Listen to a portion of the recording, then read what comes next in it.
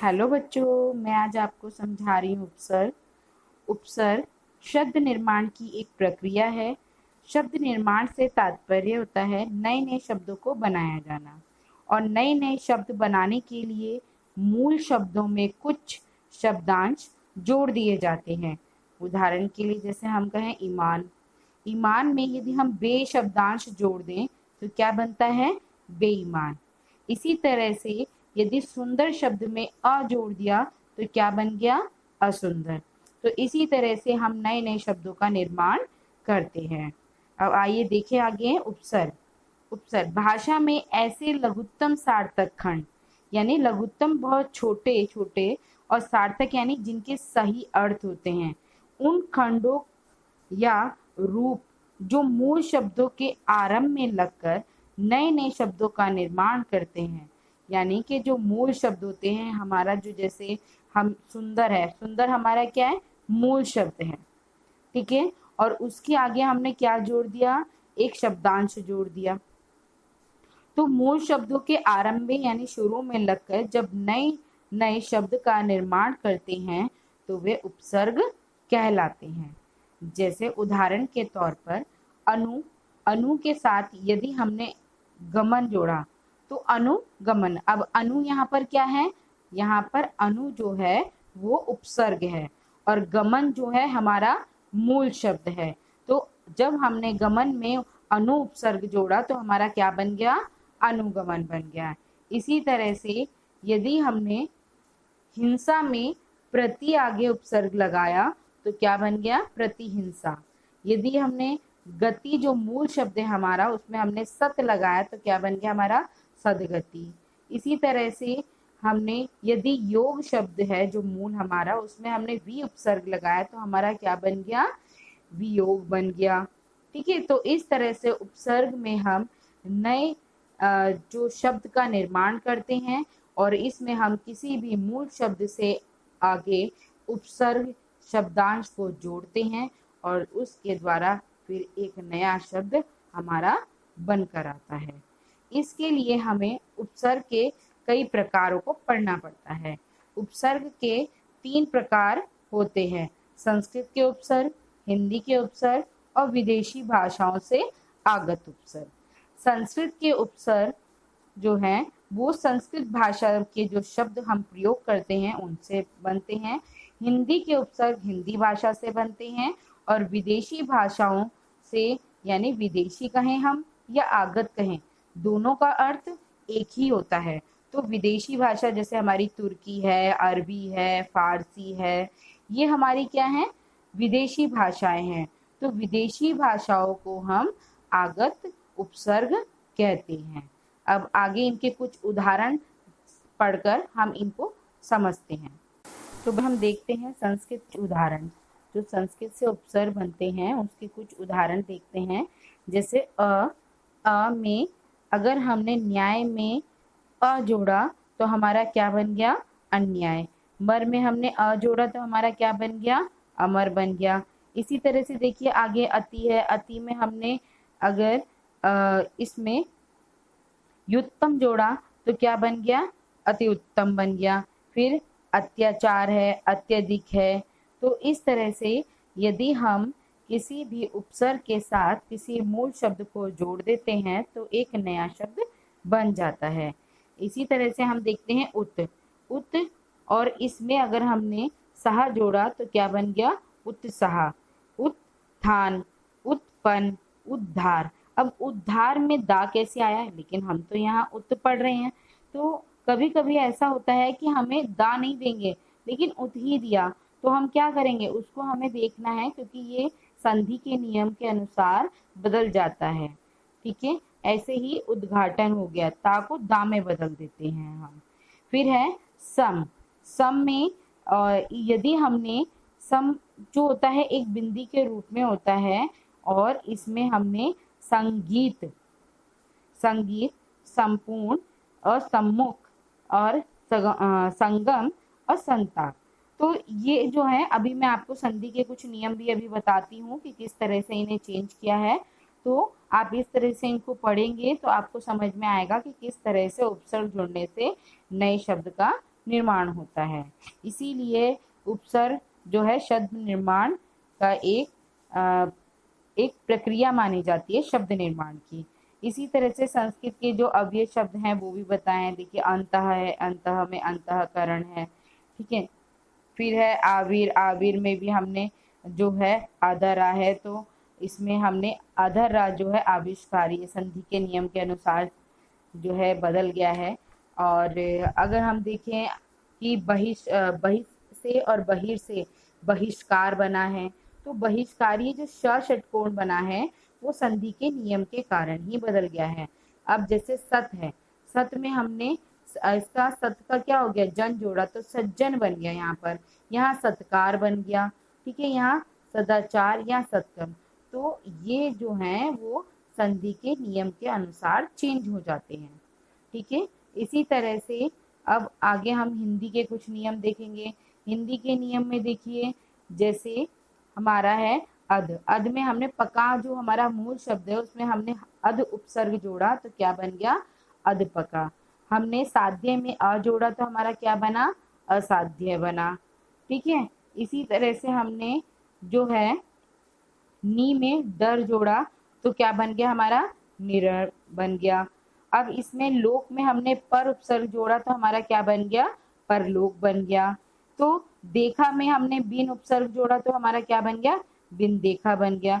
तो इसी प्रकार से हम जो शब्दांश होते हैं, क्योंकि अगर हम सिर्फ उपसर्ग को पढ़ें, इन शब्दांशों को पढ़ें, क्योंकि ये शब्दों के अंश है, तो इनका अपना कोई स्वतंत्र महत्व नहीं है, लेकिन जब ये किसी मूल शब्द के साथ जुड़ते हैं तो इनका अपना एक स्वतंत्र रूप बन जाता है और नए शब्दों का निर्माण भी हो जाता है। अब हम देखेंगे विदेशी भाषाओं के उपसर्ग। अब विदेशी भाषाओं के उपसर्ग में देखिए जैसे हमने पढ़ा जो है उम्र, और उम्र में हमने कम लगा दिया आगे उपसर्ग तो क्या बन गया, कम उम्र, ठीक है। अब हमने जो वक्त एक मूल शब्द है उसमें एन लगा दिया तो एन वक्त हो गया। इस तरह से हमने हाजिर जो है एक जो फारसी भाषा का ही शब्द है और इसमें हमने गैर लगा दिया तो क्या हो गया, जो हाजिर में गैर हाजिर बन गया। इसी तरह से हमने जो नाम शब्द है, नाम में हमने बद लगाया तो क्या बन गया, बदनाम बन गया। इसी तरह से हमने ईमान में बे लगाया तो बेईमान बन गया, और हमने जवाब में ला लगा दी तो क्या बन गया, लाजवाब बन गया। तो एक के अंदर हमने हर उपसर्ग लगाया तो हर एक बन गया। तो इसी तरह से ये जो हमारे शब्द हैं वो जो मूल शब्द होते हैं और जब उनके साथ हम एक नया शब्दांश जोड़ देते हैं तो उन शब्दांशों से मूल शब्द जुड़कर एक नया शब्द निकल कर आता है और यही हमारे शब्द निर्माण की प्रक्रिया कहलाती है। अब अंग्रेजी में देखिए, अंग्रेजी में सारे अंग्रेजी शब्द हैं जैसे कमेटी, कमेटी में सब उपसर्ग जोड़ा तो सब कमेटी हो गया। इंस्पेक्टर जोड़ा तो इंस्पेक्टर के साथ हमने सब जोड़ा तो सब इंस्पेक्टर बन गया, और डिप्टी के साथ हमने सब जोड़ा तो सब डिप्टी बन गया। तो इसी तरह से आगे भी देखिए जैसे डिप्टी के साथ हमने मिनिस्टर जोड़ा तो डिप्टी मिनिस्टर हो गया, वाइस के साथ हमने प्रिंसिपल जोड़ा तो वाइस प्रिंसिपल बन गया। तो यही हमारे उपसर्ग होते हैं। उपसर्ग जो होते हैं वो शब्दों के अंश होते हैं और जब हम इन्हें मूल शब्द के साथ जोड़ते हैं तो हमारा शब्द निर्माण होता है। इसके लिए अब देखिए जो मैंने आपको कहा था कि हमें उसके लिए कुछ संधि के नियम पढ़ने पड़ेंगे। तो संधि के नियम में देखिए मैं आपको थोड़ा सा इसके से भी अवगत कराती हूँ कि किस तरह से बदलते हैं। अब देखिए व्यंजन संधि, व्यंजन संधि में व्यंजन से स्वर के मेल से उत्पन्न परिवर्तन को व्यंजन संधि कहते हैं। व्यंजन संधि के अनेक नियम होते हैं, जैसे ता के नियम जो है, ता के बाद क, प और क और प के तीसरे चौथे वर्ण में या तो कोई स्वर आ जाए या फिर य, र और व आ जाए या कोई भी स्वर आ जाए तो हमारा क्या बन जाता है, दा बन जाता है। जैसे यहाँ पर जगत लिखा है और जगत में हमने ईश जोड़ा तो ई हमारा ई क्या है, ई क्या है हमारा स्वर है, तो फिर हमारा क्या बनेगा, तो ई नहीं लिखेंगे हम, क्या जो लिखेंगे उसकी जगह दा लिखेंगे। लेकिन मगर ये जो है ई एक स्वर है और हमेशा हम स्वरों को व्यंजन में जोड़ देते हैं। तो यहाँ पर जो ई है वो दा तो बना, लेकिन दा के साथ बड़ी ई की मात्रा लग गई तो क्या बन गया, जगदीश बन गया। इसी तरह से भगवत है, और भगवत में अब क्या आ रहा है, गीता जोड़ा है, तो गीता में क्या है, गा है। अब गा क्या है, गा अगर हमने जोड़ा तो गा क्या बन गया, यहाँ पर धा का रूप में बन गया। ऐसे सत्य में हमने जब धा जोड़ा सत्य के साथ धर्म में, तो धर्म में धा के बाद क्या बन गया, धा किसका रूप में परिवर्तित हो गया, दा के रूप में परिवर्तित हो गया। अब देखिए नीचे वाला त के बाद यदि च और छ हो तो हमारा क्या बन जाता है, च। अब देखिए जैसे नीचे दे रखा है उच्चारण, तो हमारा च आया, तो चा को हमने किस में बदल दिया, आधे, क्योंकि हलंत लगा है और हलंत लगा शब्द हमारा आधा होता है, तो हमारा किस में बन गया, एक चा तो उसमें पहले सताचारण में, लेकिन हमने ता को जो है अगर चा आया तो हमारा आधा चा उसमें परिवर्तित हो गया। फिर है सत्य, सत्य में हमने जब जन को जोड़ा तो हमारा क्या बन गया, यहाँ पर उसका आधा अक्षर। अब देखिए इसका नियम भी आगे लिखा है, ज और झा हो तो जा में परिवर्तित हो जाता है, आधे जा में, तो जा आया है तो वो किस में परिवर्तित हो गया, आधे जा में। तो इस तरह से ये परिवर्तन हुआ। आगे देखिए ता के बाद शा हो तो, यदि शा शलगम आता है ता के बाद तो हमारा किस में परिवर्तित होता है, वो आधे चा में होता है। और यदि और शा का छा हो जाता है, देखो जैसे उत जमा शिष्ट लिखा है, तो शिष्ट में क्या है, शा है, तो वो किस में बदल गया, चा में बदल गया। ठीक है, और यहाँ पर उत ज आधा शा आया तो किस में बदल गया हमारा, यहाँ पर आधे चा में बदल गया। ठीक है, तो यहाँ देखो दोनों परिवर्तन बता रखे हैं कि किस तरह से होते हैं। अब है आगे, यहाँ ता के बाद हा हो तो ता का दा और हा का धा हो जाता है, तो देखिए यहाँ पर हा आया तो दा बन गया, फिर यहाँ पर भी हा आया तो हमारा दा बन गया। इस तरह से हमारी देखिए बहुत सारी संधियों में इस तरह से दिग्दर्शन भी आता है, तब बच्चे कंफ्यूज हो जाते हैं कि ये कैसे आया भाई। तो देखिए यहाँ पर लिखा है, यदि वर्ग के प्रथम वर्णों में कचट तब, कचट तब क्या होते हैं, जो हमारी व्यंजन होते हैं 33, उसमें होता है ना का की लाइन, फिर का के बाद किसकी लाइन होती है, च की लाइन होती है, फिर टा की शुरू होती है, जैसे का से कबूतर, खा से खरगोश, गा से गमला, घ से घड़ी, फिर च से चम्मच, छ से छतरी, जा से जहाज, झा से झंडा। तो वो जो पहला वर्ण होता है वो हमारा कचट तप में हम इसको पढ़ते हैं। तो कचट तप में इसके जो तीसरा अगर कोई भी शब्द आता है, अगर का के बाद अगर कोई भी अन्य स्वर आता है तो हमारा किस में बदलता है, वो हमारा गा में बदल जाता है। ऐसे ही चा के बाद हमारा यहाँ पर क्या है, स्वर आया, ये लिखा है ना यहाँ पर, ये स्वर आए तो प्रथम वर्ण तीसरे वर्ण में बदल जाता है, तो हमारा आ आया तो चा के बाद तीसरा वर्ण जा होता है तो जा में बदल गया। ऐसे ही टा के बाद अलग व्यंजन आ गया तो हमारा टा जो है डा में बदल गया। इसी तरह से हमारा ता जो है वो गा आया तो हमारा क्या बन गया, यहाँ पर दा में बदल गया। तो इस तरह से हम जो है संधि के नियमों को भी पढ़ना हमारे लिए जरूरी है, क्योंकि जब हमें संधि आएगी तो ही हम उपसर्ग को बहुत अच्छे बेहतर तरीके से समझ सकेंगे। तो आप यहाँ पर भी देखिए, माँ के बाद यदि माँ को छोड़कर कोई भी व्यंजन आए तो अनुस्वार में बदल जाता है, जैसे हम पढ़ते भी है, संगति होता है, संगति होता है ना, इस तरह से संपूर्ण होता है। यदि परंतु यदि माँ का माँ होने पर, यानी अगर दो बार माँ दे रखा है, जैसे यहाँ पर देखिए सम है, सम के साथ मति दे रखा है, तो सम के साथ मति, यहाँ पर भी माँ यहाँ पर भी माँ, तो यहाँ पर आधा माँ ही आएगा। उस कंडीशन में हम जो है अनुस्वार नहीं लगाते हैं। आगे देखिए, कचट तब के बाद यदि कोई नासिकीय व्यंजन, यदि ना और माँ आता है, सिर्फ ना और माँ आता है, तो वो हमारा किस में बदल जाता है, वो हमारा नासिक्य व्यंजन। और हमारा नासिक्य व्यंजन जो होता है पांचवा वर्ग होता है, जैसे क से कबूतर, ख से खरगोश, ग से गमला, घ से गणी और अ खाली।